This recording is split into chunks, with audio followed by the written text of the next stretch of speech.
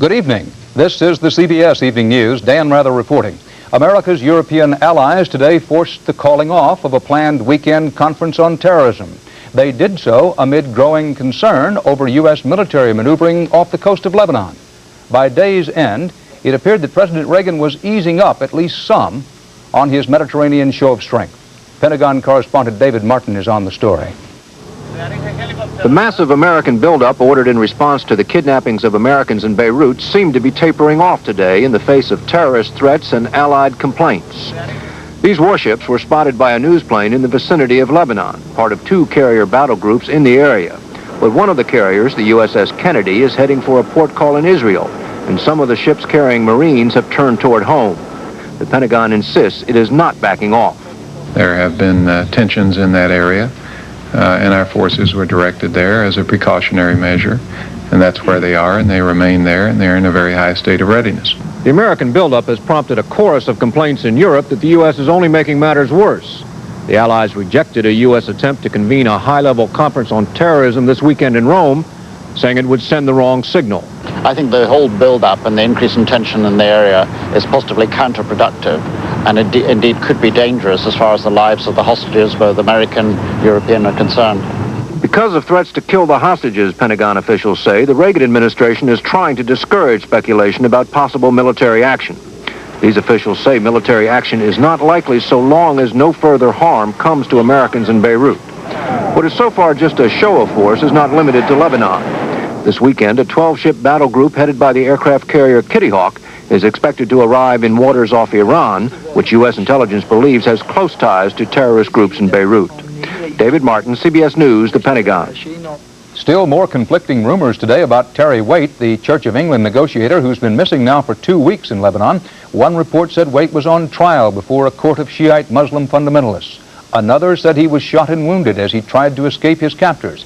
But a later report had him smiling and waving as he went to the home of a Shiite leader in the suburbs of Beirut.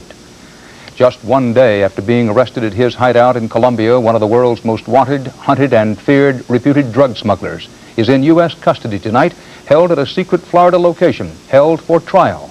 Rita Braver begins our coverage of how stopping a major drug trafficker is one thing, stopping the traffic another.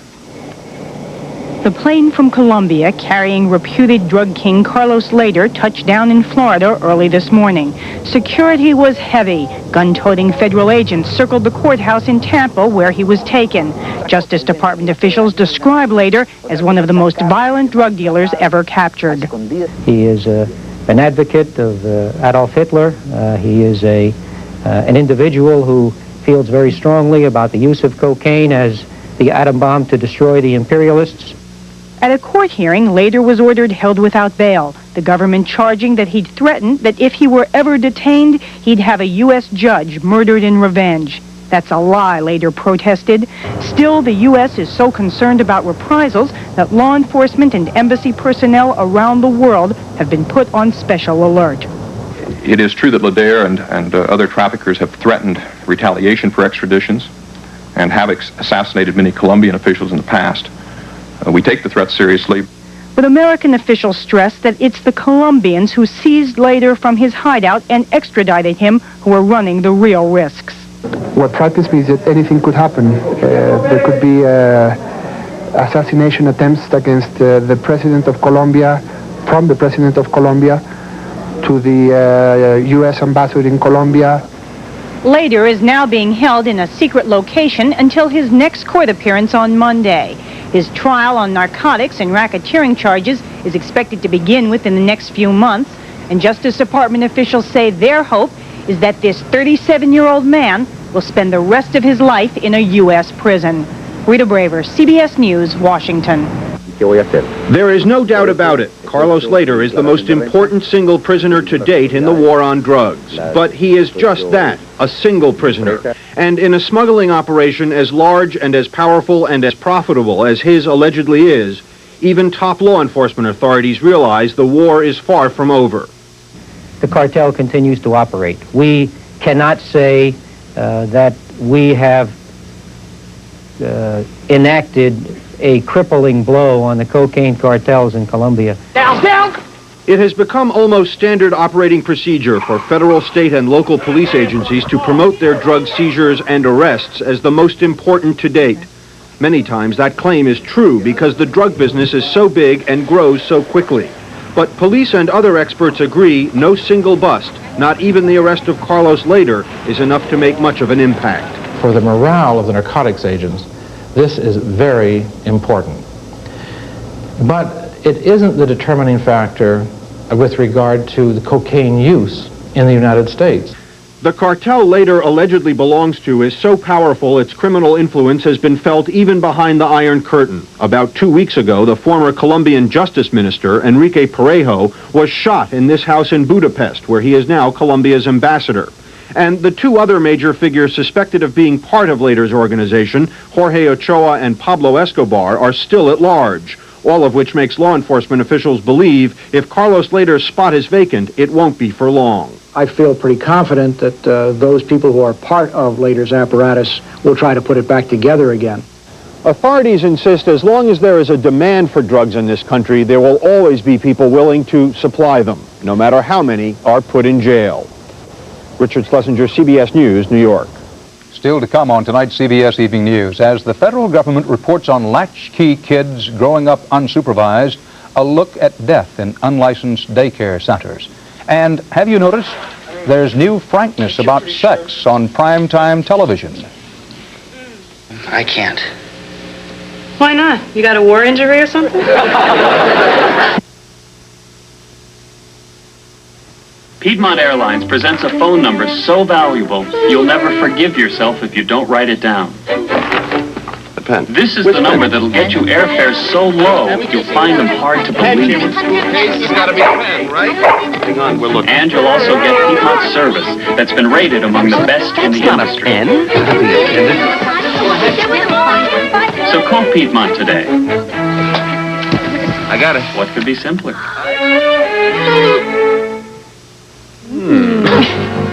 When you think of one name that means everything in coffee makers. What's the one that comes to everyone's mind? Mr. Coffee. Because Mr. Coffee's been America's best-selling brand for over 12 years. You might select Mr. Coffee under the cabinet. Or Mr. Coffee Jr. Or the new International Design Series, the newest member of the Mr. Coffee family. Style. Quality. Dependability. And of course, all this from Mr. Coffee. The first people to get a crack at President Reagan's own personal notes about the weapons for the Ayatollah deal will be Mr. Reagan's own commission, the commission he appointed to look into what went wrong in his own White House basement national security operation. The so-called Tower Commission will request the notes by date. White House officials will then negotiate over what are called relevant excerpts.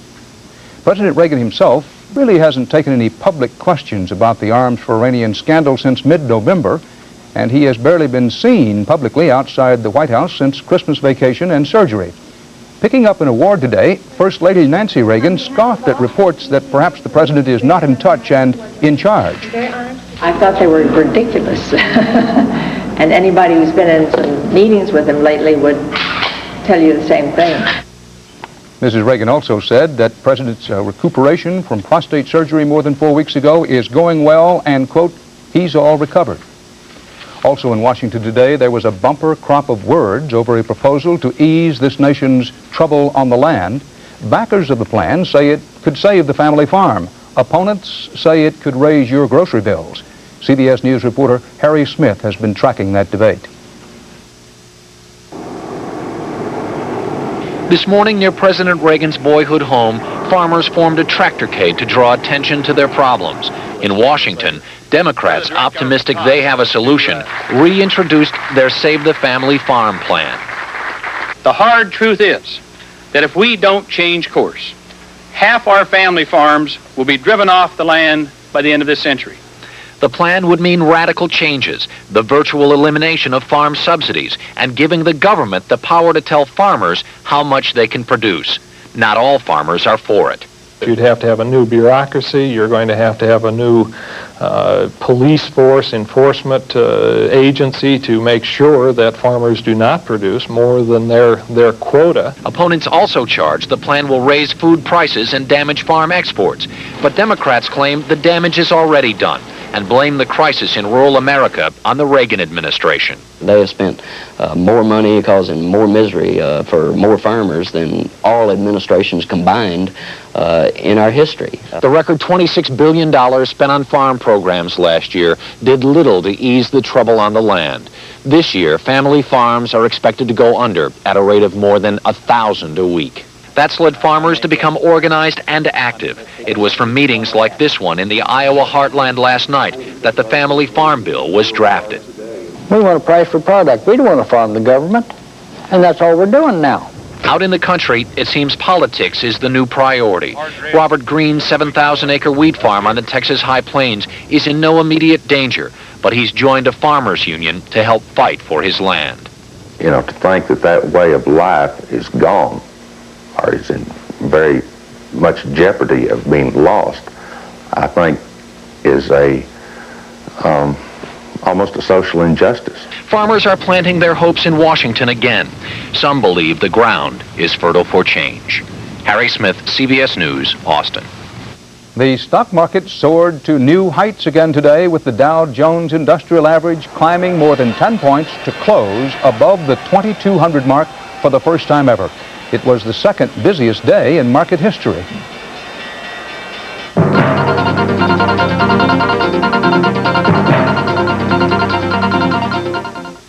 How much can you save on 18 new Buick models? It's your option. You can save up to $1,200 depending on the amount of optional equipment you buy on a wide variety of new Buicks. You'll also get something that isn't optional. Buick's new 6-year, 60,000-mile warranty. It's truly a better time to buy, so see your participating Buick dealer for details now. The amount you save is optional. The 660 warranty is standard. At Buick, where better really matters. I'm so pleased with these caplets. Finally, somebody put the medicine I prefer into easy-to-take coated caplets. Anacin Caplets, the first coated caplets with a formula containing aspirin, the pain-relieving medicine doctors recommend most. The coating makes it so easy to swallow. Anacin Caplets with a protective coating for easy swallowing. I like the strength and the coating. Anacin Caplets with strong doctor-recommended medicine. Anacin, doctor-recommended, now in coated caplets, too. The government of Haiti warned today it will do whatever is necessary to prevent violence this weekend. That is when Haitians will celebrate the first anniversary of the departure of baby Doc Duvalier. The former self-styled president for life is now in plush exile on the French Riviera. Juan Vasquez reports on what's happened to Haiti in its first year without Duvalier.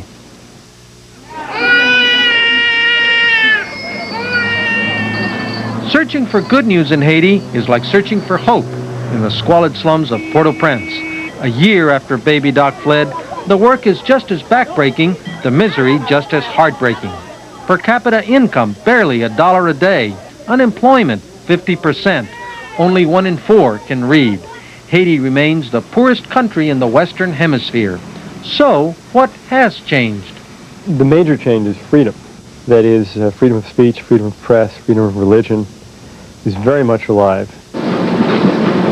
For the first time in 30 years, the press is virtually free. There is freedom of speech and freedom to demonstrate. Soldiers are trying to learn nonviolent crowd control. But old habits die hard.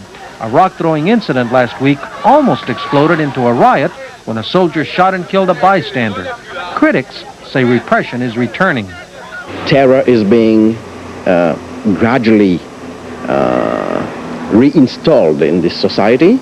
But the transitional military government says it is moving as fast as it can to remove the chains of Haiti's dictatorial past. Of course the system is imperfect, but you are trying to correct it, you are trying to improve it as you go along. People do feel freer, less afraid of police, and that has triggered something unheard of in Haiti, a crime wave, stick-ups and break-ins. So people in the street feel that they can do things without retaliation, so they're liable to do something which they just did not dare do before. Despite armed soldiers, they steal U.S.-donated food and sell it openly on the black market. They smuggle in goods from abroad without paying taxes. The flood of contraband has turned this sleepy port into a boom town. But the poor of Haiti, and that's most of the people, aren't as worried about contraband or crime or politics as they are about something much more fundamental: food. There is no freedom from hunger. School lunch programs feed 1/10 of the population, for many their only meal. Most of the food is donated by the United States. While these children waited, a band played America's national anthem.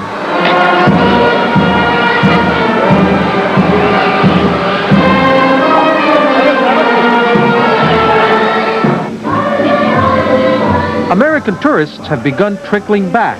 The island's most popular resort has reopened, and that means more jobs. American factories have started to rehire.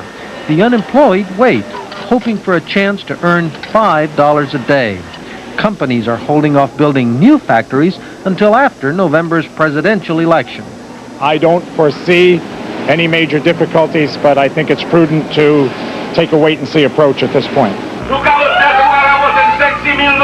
Politicians aren't waiting. More than 24 are already running for president. But in a country devastated by 30 years of Duvalier dictatorships, Haitians wonder what difference freedom will mean to their survival and whether freedom itself will survive. Juan Vasquez, CBS News, Port-au-Prince. A middle-of-the-night space launch in the Soviet Union put 2 cosmonauts in orbit tonight. They're aboard an upgraded version of the Soyuz spacecraft the Soviets have used for 20 years. Something else new: for only the second time in history, a launch was carried live by Soviet television. The cosmonauts are expected to stay in orbit at least 5 months. NASA said today it reached an agreement with the U.S. Defense Department. No major weapon systems will be allowed aboard the U.S. Space Shuttle. That's the successor to the U.S. Space Station. That's the successor to the Space Shuttle. The space station is supposed to be orbited in the 1990s. Japan and European partners in building the U.S. Space Station wanted assurances about that. More than 400 people crossed the line and were arrested today when they entered the U.S. government's nuclear testing site in Nevada. This was the largest protest and the most arrests there in 6 years. Originally, the protest was to coincide with an underground nuclear test blast today. The government set the blast off 2 days ago.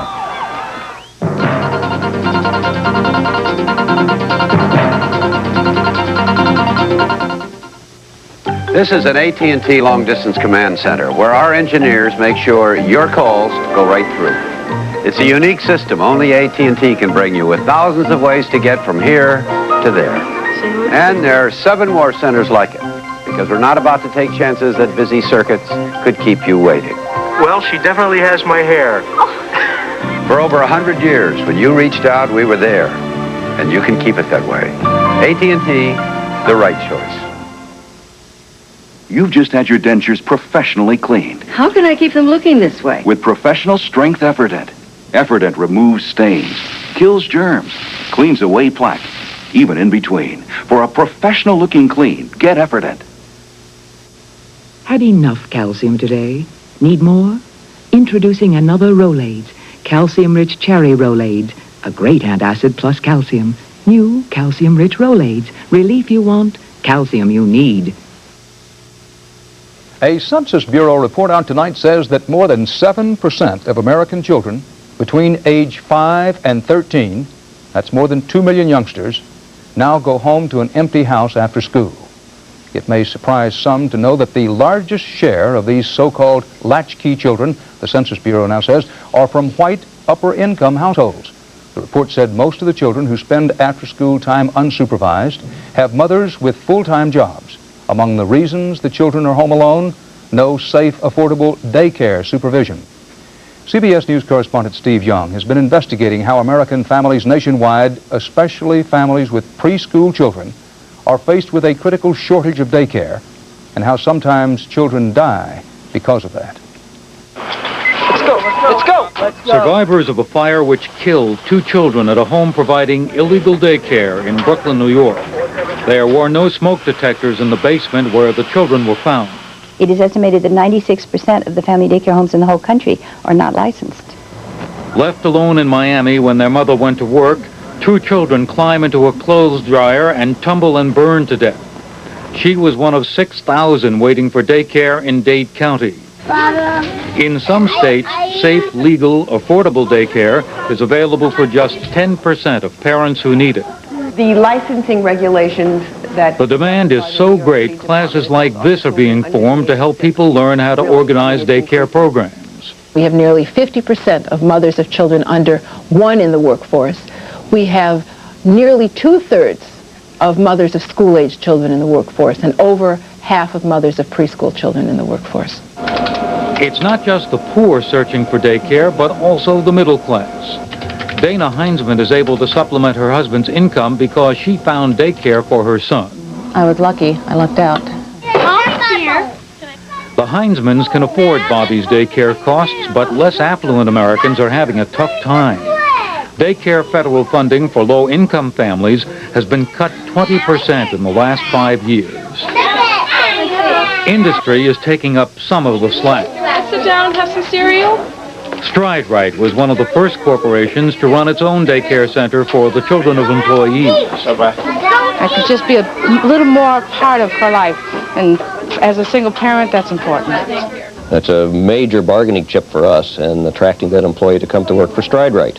What day is Companies say it also improves worker productivity, but just 3,000 businesses provide daycare out of 6 million employers in the nation. Critics say the American daycare system is a torn and tattered patchwork quilt, that parents and their children deserve better. Many other countries, Germany, France, England, Sweden, Israel, provide a much better array of child care options with government support. Experts say the daycare crisis in this country will grow much worse. In less than 5 years, more than 70% of American women with children younger than 6 will be working. Steve Young, CBS News, Rockville, Maryland. Last night we showed you the pictures as a Tennessee National Guard unit landed in helicopters and fired blanks from automatic weapons during a surprise to students' mock attack in a high school auditorium. The National Guard said the aim of the program was to promote patriotism and alert students to the dangers of takeover by a foreign power. Well, it also prompted protests from concerned parents who said their children weren't warned about the program in advance. Said a National Guard spokesman today, the shock value was too much. So today, the National Guard announced it is canceling the program, which had been seen in more than 20 Tennessee schools.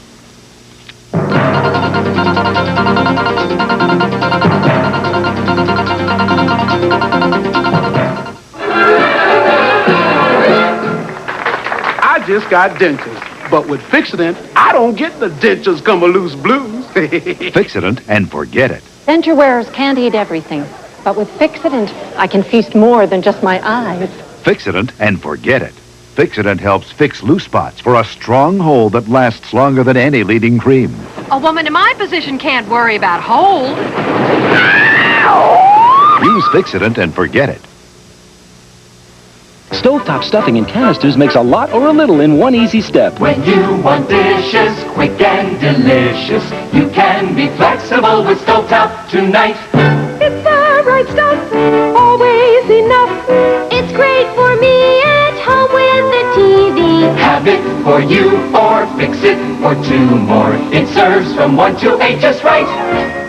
Be flexible with Stovetop tonight. In flexible serve canisters. Ace is the place you come to for everything you're looking for.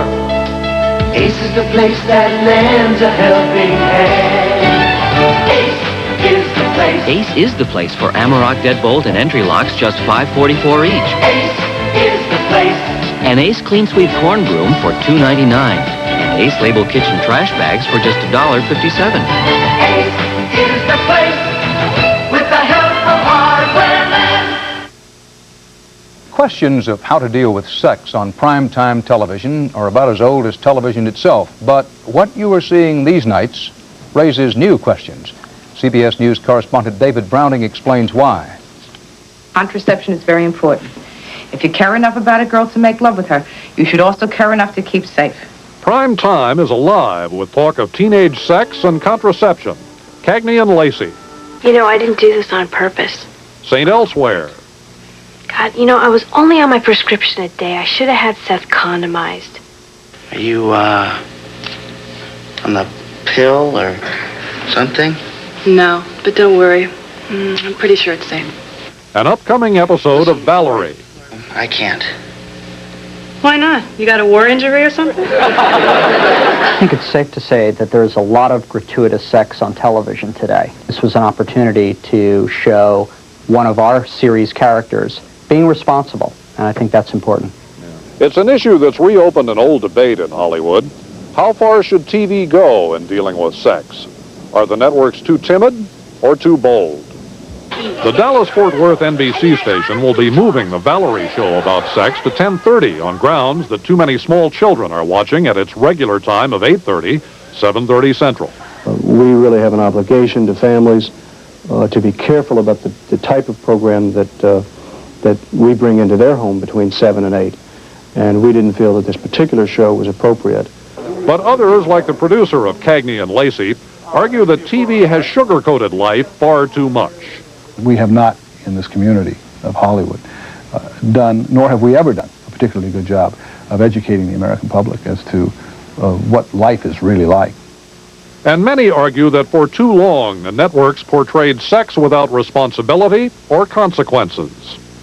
Indeed, to continue the way that they were certainly would have been a very irresponsible, and I'd even go so far as to say immoral act. Condoms, Harvey. But though condoms are no longer taboo, the networks still won't be accepting ads for them, as some local stations have. A CBS spokesman explaining, shows like Kate and Allie can balance arguments about sex in ways a 30-second spot can't. So you want me to wait? Definitely, yes. But you do agree that the choice is mine? Unfortunately, yes. And whether it's gratuitous, responsible, or otherwise, sex still sells, leading programmers to hope that the new candor just might help the ratings, too. We can't. This must be a lot like hell. David Browning, CBS News, Hollywood. And that's the CBS Evening News. Dan Rather, thank you for joining us. Good night. Peanuts! Get your fresh roasted peanuts! Mom, go! Harry, wait for your sister! You might miss them! Remember getting Planters nuts fresh from the roaster? Oh, the ones with Mr. Peanut! Just one whiff, and you couldn't resist them. Told ya. Well, today there's a snack that's just as irresistible. Planters Honey Roasted Nuts. They're sweet enough to please and just salty enough to tease. Planters Honey Roasted Nuts. Mr. Peanut does it again. The 87 Yugos are here, and people love them. I think it's fun to drive. I like the rack and pinion steering. We wanted a dependable second car. It's easy to love America's most affordable new car, the $39.90 Yugo GB. And now there's even more value during Yugo's Pack for Action sale. You can get sport wheel covers, a right side mirror, roof rack. Great! And a 3-year, 50,000-mile extended service plan. Wow! All at terrific savings. I'll take it. Hurry, this offer won't last long. See your participating Yugo dealer today. Mothers have learned from countless doctors and pharmacists to take care of coughs with Robitussin. And they've taken this advice home. Robitussin, recommended by Dr. Mom. Ask your doctor or pharmacist. Robitussin Night Relief not only puts your cold to sleep, it lets you wake up feeling better and ready to go. Night Relief, the nighttime cold medicine from Robitussin.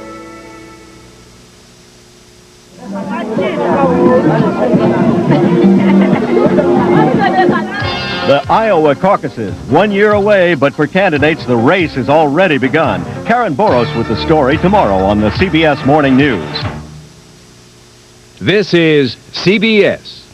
The TV8 News, live at 6, next. Folks, Stivers Lincoln Mercury AmeriCorps has exciting news. We can now sell a new 1987 front-wheel drive Mercury Lynx for $129.86 per month.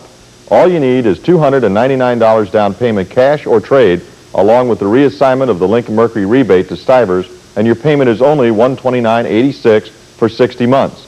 We only have 75 specially equipped Lynx available, so if $129.86 per month is your kind of payment, come to Stivers Lincoln Mercury, where price sells cars. Of the 3 leading corn insecticides, only Diphenate gives you control without compromise. Control of both rootworms and cutworms. Counter compromises on cutworms by just suppressing them. And when it comes to rootworms, Lorsban compromises on consistency of control. Only Diphenate doesn't compromise on either rootworms or cutworms. Diphenate. Control without